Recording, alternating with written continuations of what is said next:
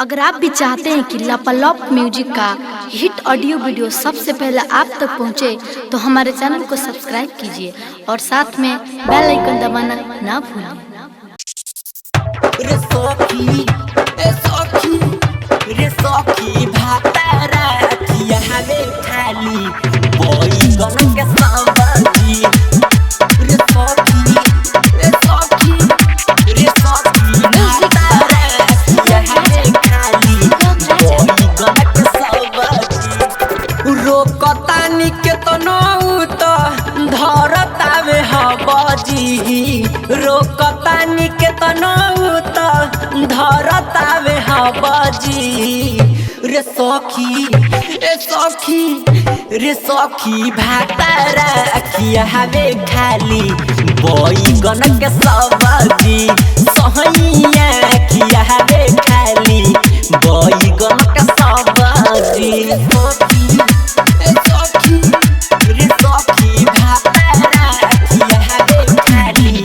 बोई गन के सब्जी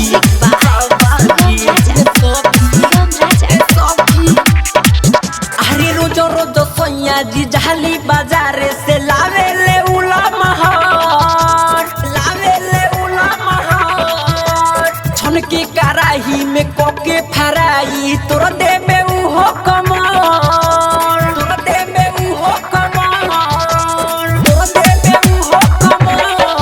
हरी रोज सोया जी जाली बाजार से लावे ले उला महर छन के कराही में कोके फराई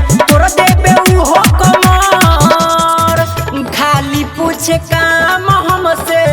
बोला होई कबजी खाली पूछे काम हमसे बोला होई कबजी रे सखी सहिया हमर खिया बे खाली बोई गन के सब्जी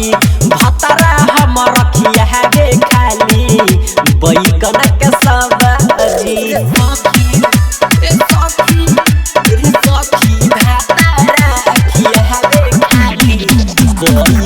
के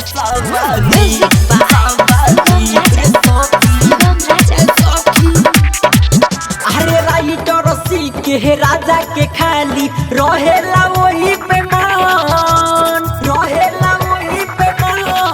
सुन कस के धरेला नहीं छोड़ेला सोइया प्यारे अरुण अरे राइटर सी के राजा के खाली रहेला वही पे मन कस के धरेला नहीं छोड़ेला सोइया प्यारे अरुण गंदा बावे खाली सुनो कर लबजी गंदा बावे खाली सुनो कर लबजी रे सखी भातारा किया हमें खाली बोई गन के सब्जी सोइया हमर किया हमें खाली बोई गन के सब्जी। मेहंदी रिकॉर्डिंग स्टूडियो परिहार सीतामढ़ी।